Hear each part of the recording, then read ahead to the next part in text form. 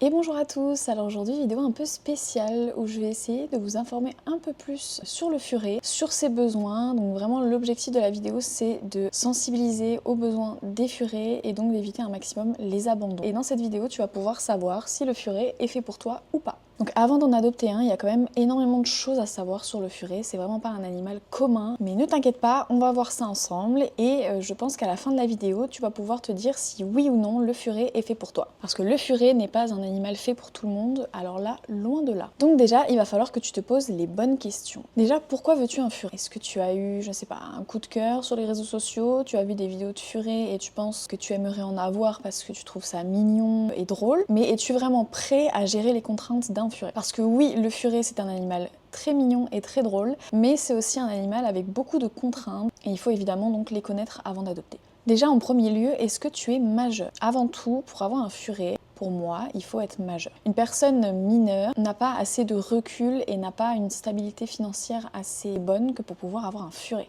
J'ai un refuge qui m'a contacté il y a pas longtemps en me disant qu'il y avait deux petites filles de 10 ans qui étaient venues le voir en disant qu'ils connaissaient Tsuki et Toka et qui voulaient avoir un furet. Sauf que quand on leur pose des questions sur s'ils connaissent le furet ou non, eh bien ils n'y connaissent rien. Donc déjà de 1, il n'y a aucune connaissance sur l'animal et de 2, vous êtes mineur, donc c'est pas possible.